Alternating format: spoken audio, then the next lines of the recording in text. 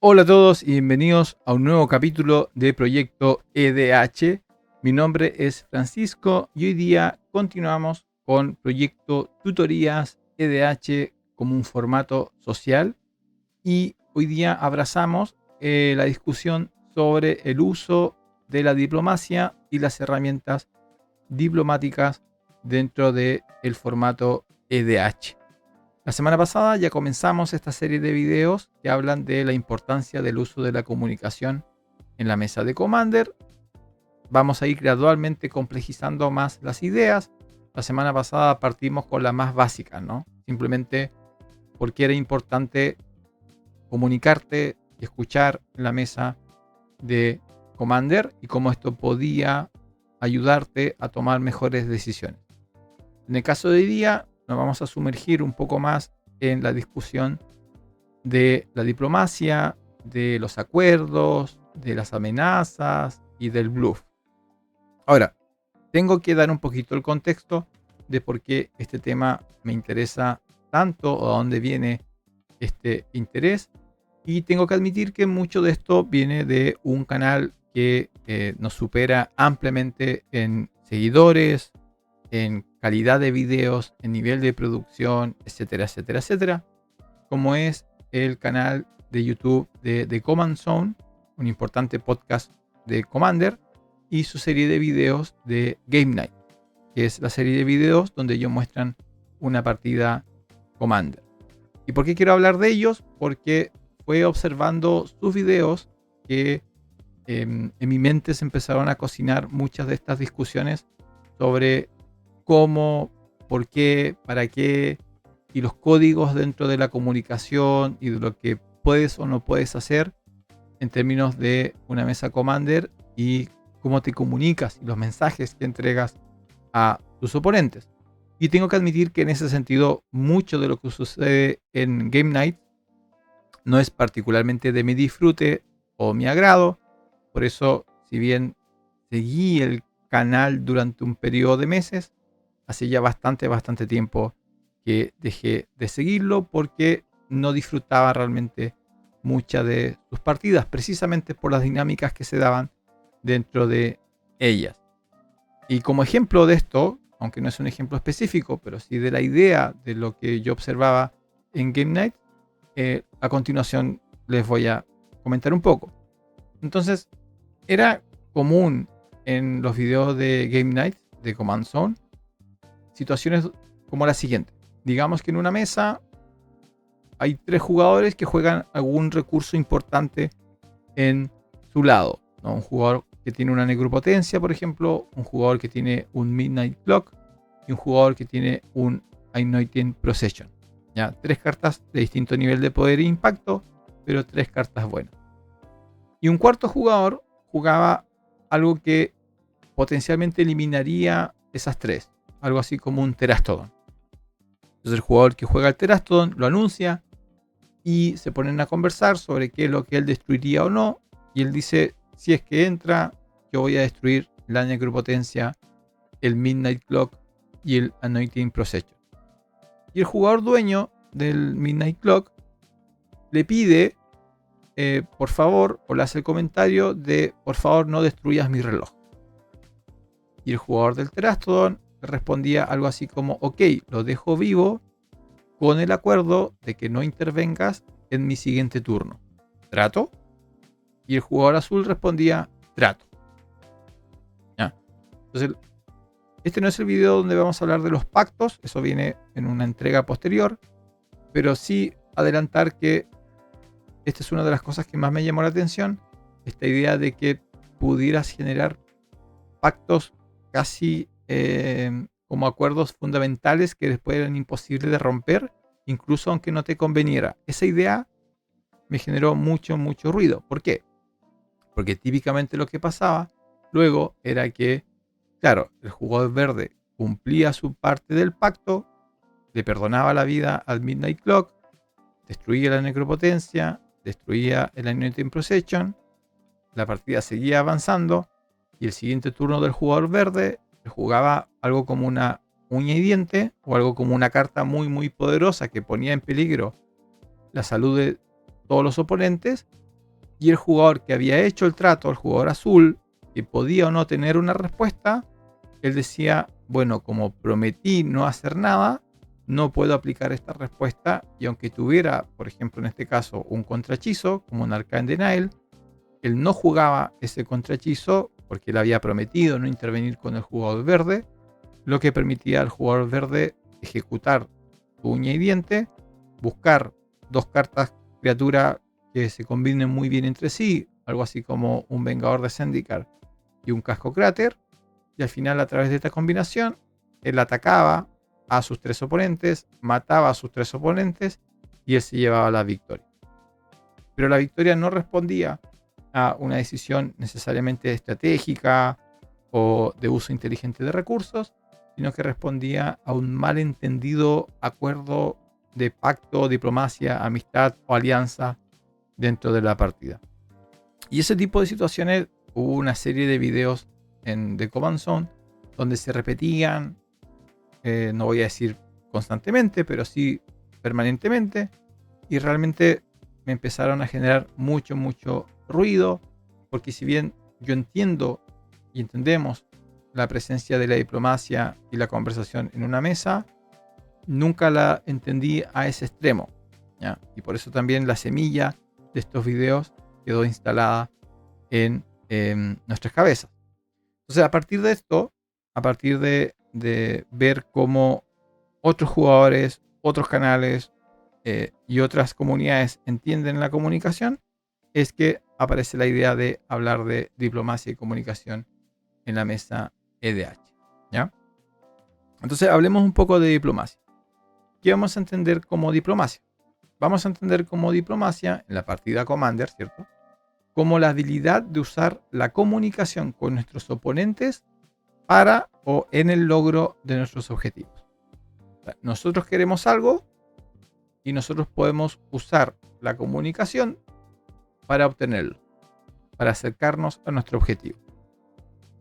Y la gran ventaja que esto propone es que no necesariamente esto va a requerir que usemos nuestros recursos, sino más bien una administración distinta de los mismos. O sea, yo puedo, a partir de solamente mis mensajes, mis discursos, mi conversación o la información que yo proyecto hacia mis oponentes, acercarme a aumentar la posibilidad de victoria, sin tener que necesariamente jugar cartas. Sí, quizás decidiendo de otra manera cuándo y cómo jugar esas cartas. Entonces ahora vamos a ir viendo algunos ejemplos sobre esto. Pero de nuevo, lo más importante es que la diplomacia es una habilidad que podemos ir desarrollando, que tiene que ver con comunicación y que nos permite obtener beneficios sin necesariamente gastar o comprometer recursos. Imaginen la siguiente situación. Digamos que comenzamos una partida y descubres que el ritmo de tu baraja, por la forma en la cual está construida, por su curva, etcétera, por su estrategia, es significativamente más lento que el resto de jugadores. Los otros jugadores juegan más rápido, mejores amenazas tempranas, y por lo tanto esto te pone a ti en riesgo. Entonces, ¿qué puedes hacer para evitar tú transformarte, el jugador más lento, en objetivo de una rápida eliminación? ¿Cómo puedes ganar tiempo? Veamos algunas opciones. Entonces, la primera opción sería que todos roban su mano inicial y tú expresas, ¿cierto? Lanzas el comentario casi de manera casual, buscando simpatía, y dices: ¡Uy, qué lenta que está mi mano! No creo que pueda hacer nada en bastante turnos. Todos hemos escuchado esta frase, la mayoría lo hemos usado. Por lo tanto, ya sé que alguno de ustedes dirá: ya, pero el jugador Commander está acostumbrado a ese tipo de llanto y ya no se deja influenciar. En realidad, la experiencia humana indica que este tipo de información es inevitable que consciente o inconscientemente nosotros le prestemos atención y la archivemos, ¿cierto?, en nuestra memoria a corto plazo. Eso quiere decir que llorar sirve, ya que decir: hoy que lenta mi mano, aunque los oponentes no quieran, no van a poder evitar prestar atención a ese comentario y decir: ah, uno de mis oponentes tiene una mano lenta. Ahora, obviamente, más allá de los mensajes están las acciones.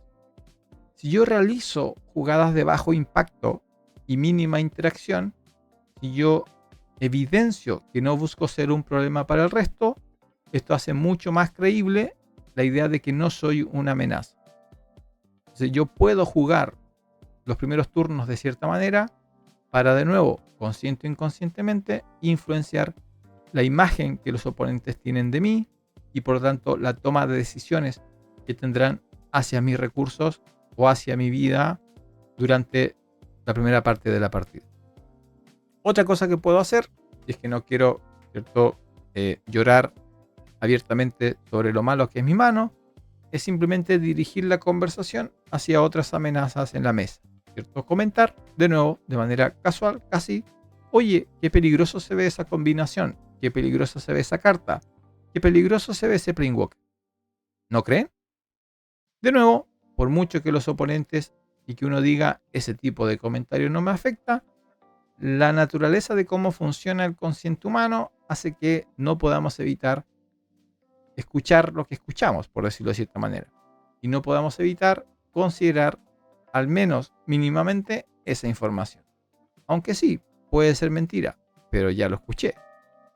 Entonces, es muy importante la información que proyectamos al resto, que consideremos qué es lo que los otros jugadores están observando, a qué le están prestando atención y cómo posiblemente podrían interpretar esa información. ¿Qué mensajes queremos entregar de nuestra baraja, de nuestra mano, de nuestra mesa, de nuestro objetivo? ¿Cómo podemos manipular ese mensaje o intentar manipular ese mensaje para obtener mejores interacciones con el resto de la mesa? ¿Cuáles son los aspectos que queremos que los oponentes observen con mayor atención para que no se den cuenta que, por otro lado, yo estoy preparando otra jugada que en su momento puede o no puede ser impactante? Ahora, esto tiene que ver también con temáticas que consideramos en videos anteriores, como la visión de Magic como un juego de recursos. Entonces, como lo comentamos en esos videos, cada baraja, a través de su estrategia, de manera consciente, decide invertir, intercambiar algún recurso por la obtención de otro. Normalmente de una manera en la cual lo que recibimos sea mayor de lo que invertimos.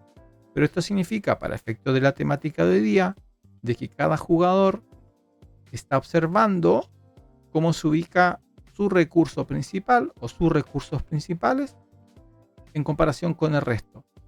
Y nosotros podemos jugar de una manera en la cual podemos hacer pensar a nuestros oponentes que no somos competidores y que su atención, su removal, su contrahechizo, sus ataques son mejores dirigidos hacia otras personas de la mesa.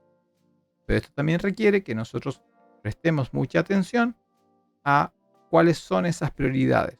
Entonces nosotros en silencio observamos lo que los otros jugadores quieren lograr, cómo lo quieren lograr, qué están dispuestos a hacer para lograrlo, y empezamos a proyectar la idea de que no te preocupes de mí, yo acá estoy tranquilito sin competir contigo. Un ejemplo de esto es como la aceleración. Imaginen que un jugador tiene una tierra por cada turno que le corresponde más un Signet. Y otro jugador tiene la misma cantidad de tierras más un Sol Ring. Otro jugador tiene la misma cantidad de tierras más un Elfo de Llanowar. Y nosotros tenemos simplemente las tierras. De nuevo, ¿cuál es la amenaza? ¿Quién es el peligro? En términos de nosotros, ¿quién es el menos peligroso? ¿Quién es aquel del cual no me tengo que preocupar? ¿Qué pasa si la decisión de jugar solo tierras es consciente y no una limitación? ¿Qué pasa si en vez de intentar competir con un Signet, un Sol Ring y un Elfo de Llanowar, yo guardo mi Lantax, por ejemplo, en mi mano y no lo juego inmediatamente? ¿Qué pasa si no juego yo mi Signet? Si lo guardo en mi mano. Por algunos turnos, no por muchos, pero quizás por los iniciales. Quizá dando la señal de que me estoy quedando un poquito atrás. Después puedo jugar el Signet. Lo interesante de nuevo es que en términos de el consciente de los jugadores, si la primera información que perciben de mí es que me estoy quedando atrás, va a requerir mucho más esfuerzos que ellos cambien esa imagen de mí. Entonces, si todos están jugando su aceleración, yo quizás puedo plantear retrasarme, entre comillas, a propósito, un turno. Y solamente jugar tierras. Y comentar al respecto, ¿no? Hoy solamente tengo tierras. Entonces, ¿qué es lo que los otros tres van a observar? ¿Quién es mi amenaza? ¿Quién es mi competidor? ¿Quién está corriendo detrás mío? Ah, es el jugador con el Sol Ring. O es el jugador con el Signet. ¿Quién no es? El que solamente está jugando tierras. Veamos la misma idea con cartas.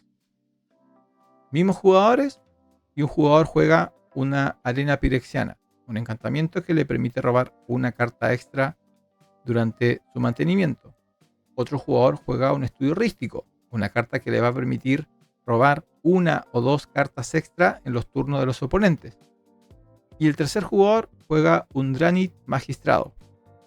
Esta criatura blanca, 1/3, que para efectos del formato, lo que va a hacer es impedir a sus oponentes jugar su carta de comandante.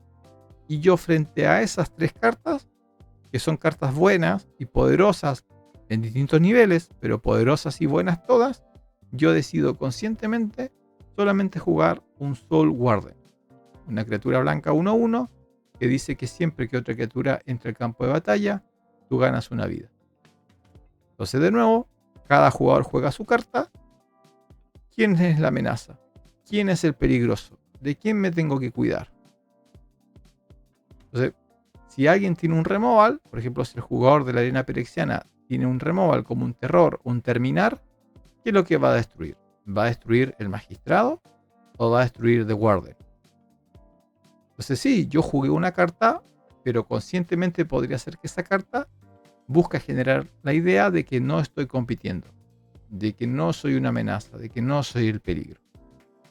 Obviamente, si es la única carta que podía jugar, eso expresa otro tipo de situación, pero estamos hablando de cómo puedo hacer que mis jugadas entreguen un mensaje que me permita ganar algo, en este caso tiempo, sin, ¿cierto?, sacrificar realmente nada de mucho valor. Sigamos avanzando con estas ideas. Entonces, en el video anterior, donde hablamos de comunicación, hicimos un comentario sobre que normalmente en una partida, si alguien está jugando una baraja de infectar, ese jugador va a ser considerado la amenaza principal y seguramente los otros tres jugadores lo van a intentar destruir lo más rápido posible. Y frente a esa afirmación que hicimos en el video, MTG Godzilla, un miembro de ahí de la comunidad Proyecto EDH, escribió un comentario en el cual nos cuenta una anécdota. Nos dice: el fin de semana pasado jugué en tienda con mi baraja de infectar y a pesar de ello, el jugador que inmediatamente se volvió amenaza era uno que jugaba un combo de gate que te hacía ganar el juego con las 10 gates. Él tenía un deck Turbo Gate y mi deck de infectar pues fue percibido como la mejor solución para sacarlo de la partida antes que con B.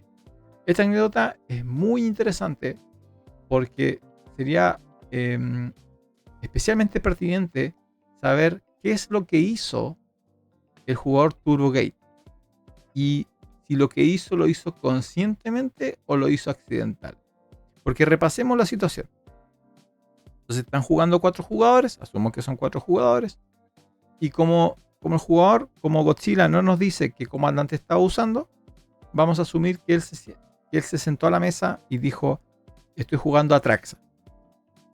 Y en los primeros turnos hizo algo, o comentó algo, o mostró algo de su baraja, que hizo que todos se dieran cuenta que él estaba jugando infectar. Entonces nuestro mensaje era que en ese momento seguramente toda la mesa miró a el jugador de infectar y dijo: él es la amenaza. Entonces lo normal sería que los otros 3 jugadores apuntaran sus recursos a la eliminación de Atraxa o de MTG Godzilla, si estamos hablando del jugador, porque él tendría la forma de terminar la partida de manera más rápida y agresiva.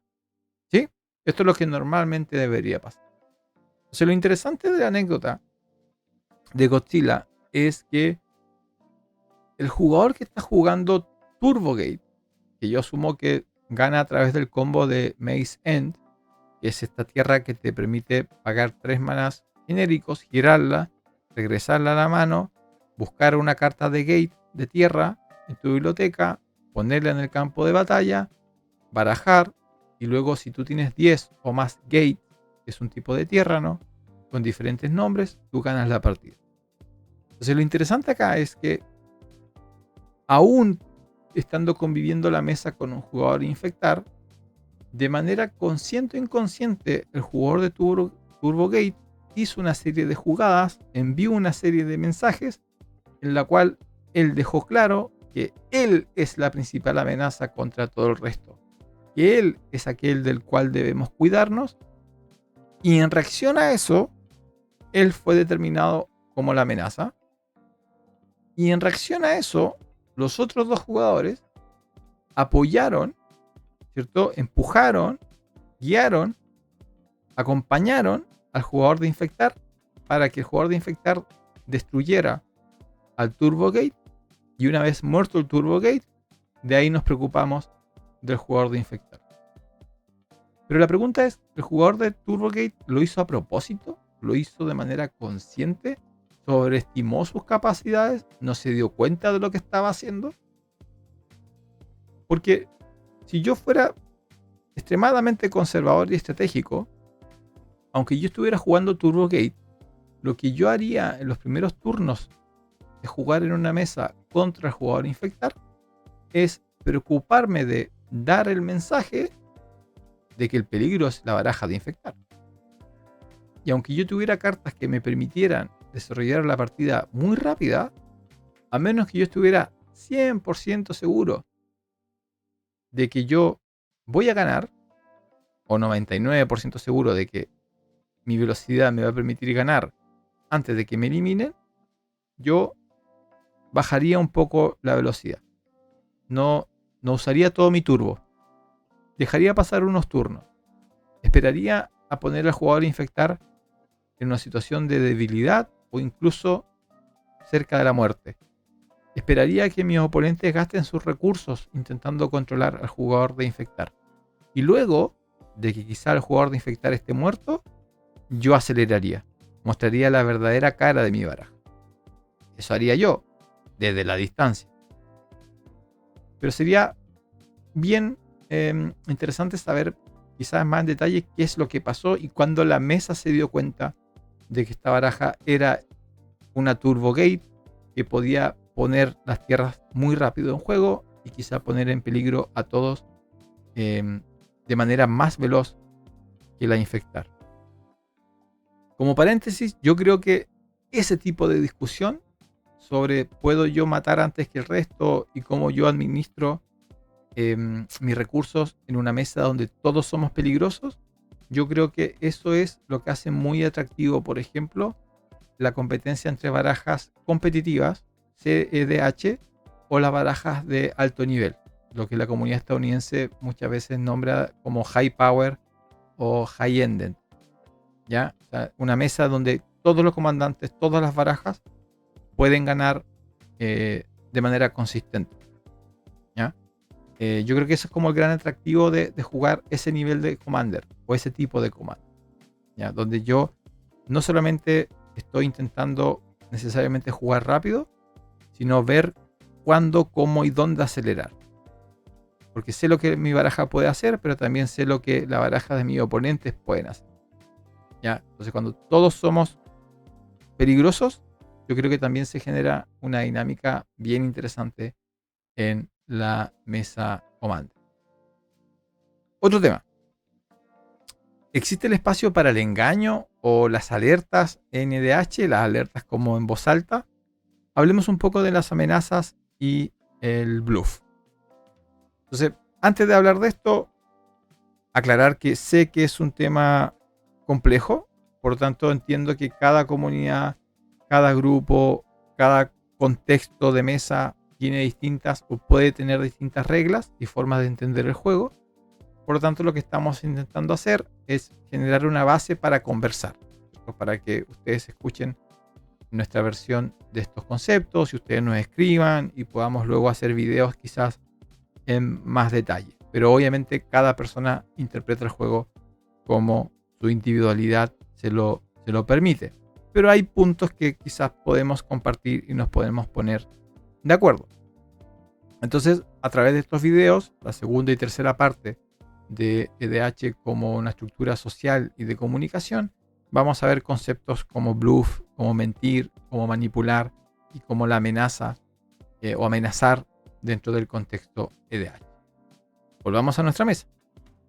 Entonces, imaginen que ustedes están jugando en una mesa y ustedes están jugando un comandante o una baraja que depende mucho de su comandante, como Tergrid. Y frente a ustedes hay un jugador azul que termina su turno con 4 cartas en su mano y con 2 islas enderezadas. El siguiente jugador no hace nada, te toca a ti. Y tú tienes el maná para jugar Tergrid. ¿Lo juegas? Entonces, de la información que te estoy presentando, ¿qué estás considerando? ¿Estás mirando las 2 islas enderezadas? Y estás preguntándote si alguna de esas cartas que el jugador azul tiene en su mano es un contrahechizo que cueste 2. Bueno, eso es un bluff. ¿Qué es un bluff? Es la acción de proyectar una posible respuesta al resto de la mesa con el objetivo de afectar la toma de decisiones de nuestros oponentes. O sea, un bluff no es una amenaza. En unos minutos más vamos a explicar lo que es una amenaza, sino que es una acción de proyección. Estamos proyectando algo que puede o no puede estar ahí. Típicamente, el bluff encuentra forma en la posibilidad de un removal específico o de un contrahechizo. ¿Cierto? Proyectamos que tenemos un terminar, una espada en guadaña, un camino al exilio o un contrahechizo, una Candenael, etc. Pero también puede tomar formas incluso más específicas. Hay bluff, hay combinaciones de cartas en la mesa que pueden hacerte creer que se viene cartas súper específicas a futuro. Veamos 3 ejemplos. Entonces digamos que estás en una mesa Commander y antes que juegues tú hay un oponente con acceso al color azul que deja de manera muy intencionada 7 maná libres teniendo cartas en su mano. Entonces él tiene 7 maná, tiene cartas en su mano y dice fin de turno. Ya. ¿Qué se te viene a la cabeza? Azul con 7 maná. ¿Pensaste Cyclonic Rift? Segundo ejemplo. Imagina que parte de una partida, tienes un oponente con acceso a color blanco y durante sus 3 primeros turnos él no juega ninguna criatura. Entonces ahora se acerca a su cuarto turno, donde va a poder juntar posiblemente su cuarta tierra o su cuarto maná y tiene carta en la mano. ¿Por qué no jugó criaturas en el turno 1, 2 y 3? ¿Será porque esos 4 maná expresan un removal tipo ira de Dios? ¿Y qué pasa con otro jugador blanco que constantemente a través de varios turnos está dejando libres 3 maná y tiene cartas en su mano? ¿Cuál es lo primero que se tiene que mirar en la cabeza? El jugador siempre está dejando una llanura y otras 2 tierras. Y siempre lo deja ahí y lo tiene como guardado en uno de los extremos de su zona de tierra. ¿Qué tiene en su mano? ¿Pensaste en un Teferi's Protection? Entonces, para los jugadores con más experiencia o que juegan más, es posible que constantemente estemos reinterpretando o interpretando la información presente en mesa de la misma manera, a partir de experiencias anteriores. Con eso es lo que juega el bluff. Lo interesante del bluff entonces es que no está expresado en una acción de amenaza explícita. El jugador no le está anunciando al mundo que tiene un Cyclonic Rift. No está mencionando la carta Cyclonic Rift. No está amenazando con una ira de Dios. No está comentando que puede tener un Teferi's Protection. Sino que está usando mensajes implícitos, ¿cierto? Incluso que se vean como accidentes casuales ¿ya? Pero intencionadamente está usando las experiencias anteriores del jugador, de sus oponentes, en su contra.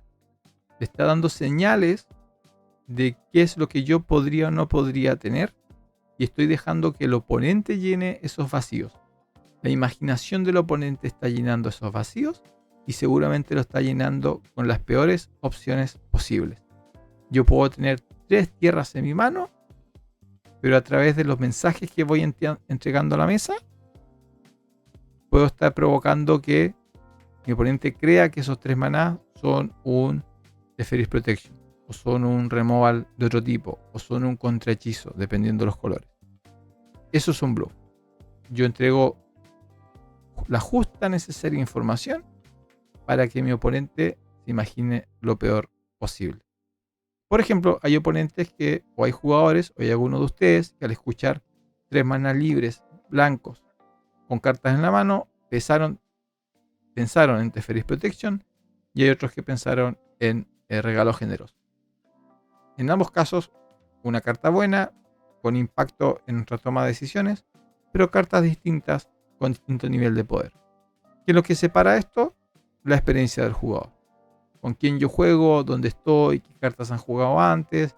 Todo eso genera ciertas líneas de pensamiento que me pueden hacer pensar que o hay un Teferi's Protection o hay un regalo generoso. Ahora, de nuevo, el jugador que juega el bluff puede ir alimentando ciertas líneas. Volvamos al ejemplo de las 2 islas enderezadas. Digamos que tú eres el jugador azul y tú dejas tus 2 islas enderezadas y pasas el turno al siguiente. Y el siguiente jugador, en su fase principal, anuncia que juega castellano un Smothering Tide. Basta con que yo, y aquí hay varias opciones, de nuevo, esto se puede aprender. Basta con que yo llegue mi turno y el jugador del Smothering Tide me pregunte, ¿pasa? ¿Vas a hacer algo? ¿Vas a responder? Basta con que yo me tome un segundo. Y después diga sí, no hay problema, entra. Pero si yo me tomo un pequeño segundo, como indicando que estoy considerando una posible jugada, si logro que los otros jugadores presten atención a eso, pueden pensar ellos entonces que yo tengo un contrahechizo. No estoy diciendo que lo tengo, no estoy amenazando a nadie con él, pero estoy dando pistas. ¿Lo estoy haciendo a propósito o accidental? Eso es problema de ellos. ¿Qué pasa si cada vez que alguien juega un hechizo, yo tomo mi mano o miro mi mano, como intentando recordarme o verificando que ese contrahechizo todavía está en mi mano?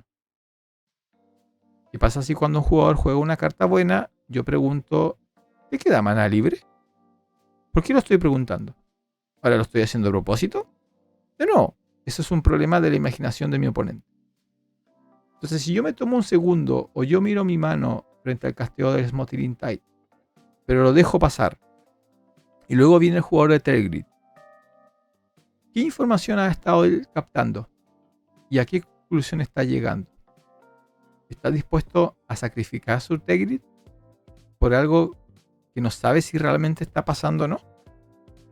Entonces, yo estoy afectando una decisión de mi oponente, posiblemente que él se guarde su Tergrid un turno más, sin que yo tenga que decir mucho, sin que yo tenga que gastar cartas. Simplemente estoy dejando 2 islas enderezadas. ¿En qué se diferencia el bluff de la amenaza? La amenaza es lo contrario en muchos sentidos al bluff. La amenaza es una acción explícita que apunta directamente a un jugador o a jugadores específicos, normalmente con el objetivo de evitar una acción o jugada. El ejemplo más típico en Commander es durante la fase de declaración de atacantes, que alguien diga, si me atacas, y completa la frase. Si me atacas, te vas a arrepentir. Si me atacas a mí, tus criaturas no van a volver a tu turno. Si me atacas a mí, se viene la venganza. Eso es una amenaza, pero es explícita. Yo lo estoy diciendo, y se lo estoy diciendo a alguien en particular. La diferencia fundamental es que al hacer la amenaza, estamos declarando, nos demos cuenta o no, abiertamente lo que no queremos que suceda. La gracia del bluff es que nosotros no entregamos información realmente. La amenaza, si bien es más directa y por lo tanto puede ser más efectiva, sí implica que nosotros nos comprometamos a un discurso. O sea, estamos entregando una pista sobre el estado de nuestro juego. No me ataques, no me ataques. Esa amenaza solamente se realiza cuando mi defensa es débil y por lo tanto yo estaría obligado a usar una carta de removal o de control masiva. Pero no puedo tener muchas de estas cartas. Y eso no cambia que mi defensa esté débil. Entonces, al demostrar mi preocupación en la amenaza, estoy entregando información. Esto también lleva a que generalmente en mesas más avanzadas las amenazas no funcionan. En partidas de jugadores con más experiencia o que se conocen mejor, la amenaza deja de ser útil porque entendemos que la mejor forma de enfrentar una amenaza es enfrentarse a esa amenaza. ¿Ya? Porque si yo estoy mintiendo o la amenaza, la carta que sostiene mi amenaza no es tan efectiva, yo puedo estar colocando en jaque a un oponente. ¿Ya? Entonces la amenaza al entregar más información es una posible espada de doble filo. Además estoy amenazando. Entonces en el caso del ejemplo que estamos viendo, el jugador que deja 2 cartas azules, sabiendo que el otro jugador tiene un Territ que jugar, le declara, le dice, oye, no lo juegues porque dentro de mi mano tengo un contrahechizo. Y si lo juegas, yo lo voy a contrarrestar. Esa es la diferencia entre el bluff y la amenaza. En el bluff, yo dejo que el oponente llene el vacío de la peor manera que su imaginación lo permita. En la amenaza, yo casi lo estoy retando. Le estoy diciendo, a ver, atrévete a. Y lo que puede pasar con eso es que el oponente diga, sí, me atrevo, no me gusta ser amenaza. Entonces, en ese sentido, ambas tienen efectos distintos que tenemos que considerar. En el bluff, y claramente estamos más a favor del uso de bluff, no declaramos nada de manera abierta, no generamos antagonismo, porque en el fondo teóricamente no estamos haciendo nada, estamos dejando que los oponentes creen la situación. La idea proviene del oponente, por lo tanto, no necesariamente nos pueden acusar de ser atrapados en una mentira, porque nosotros no hicimos nada, el oponente lo hizo. Entonces el peso de la decisión se la lleva a él. ¿Ya? Entonces vean cómo en el bluff nosotros con un mínimo esfuerzo estamos generando más estrés, más decisión y posiblemente más errores en el oponente. Entonces no podemos ser atrapados en mentira porque nunca mentimos. Puede no ser captada, sí, ese es el riesgo. El riesgo es que estos pequeños gestos que nosotros hacemos, estos pequeños mensajes que estamos lanzando, puedan no ser captados y por lo tanto el oponente igual juegue su tech grid o igual nos ataque o igual haga lo que no queríamos que hiciera. Y requiere también ser constante. Si dejamos un turno, 2 islas enderezadas, tenemos que recordar que hicimos eso. Entonces, hicimos el esfuerzo para que el oponente piense que tenemos un contrahechizo, luego tenemos que mantener ese discurso durante varios turnos. ¿Ya? Para que el oponente vaya siguiendo en la construcción de esta narrativa en su cabeza. Como contraparte, la amenaza, entregamos información. O sea, explícitamente estamos diciendo que tenemos el contrahechizo o que tenemos el removal o que tenemos el Cyclonic Rift, por ejemplo, si estamos hablando de azul. Quizás lo más importante es que generamos antagonismo. Le estamos diciendo a un oponente que no queremos que hagan cierta cosa y que nos tiene que obedecer. Y hay muchos oponentes que no se van a tomar eso de buena manera. Por lo tanto, va a ser visto como un reto. En vez de una amenaza, es posible que el oponente lo tome como un challenge. Así como no me ataques y el oponente diga que me está diciendo que no te ataque, eso es precisamente lo que vamos a hacer. Y te ataca. Se puede hacer que tenga el efecto totalmente contrario dependiendo de contra quién estemos jugando. Yo soy un defensor de esa política. Cuando alguien me hace un challenge en una mesa, normalmente enfrento ese challenge. ¿Por qué? Porque si el jugador me está diciendo que él tiene una respuesta, lo que yo quiero es que la gaste. ¿Ya? No saco nada de obedecer la amenaza y que ese jugador mantenga su contrahechizo, su removal o su carta de control en la mano. Yo quiero que él pierda ese recurso. Entonces, dentro de la medida de lo posible, si es que yo no tengo que sacrificar mucho, si un oponente me dice no hagas esto, yo lo voy a hacer. Porque quiero ver, primero, si me está mintiendo, y segundo, quiero que gaste ese recurso. Y exactamente, la amenaza además puede llevar a que seamos atrapados en una mentira. ¿Ya? Entonces, ambas son herramientas, ambas pueden ser usadas.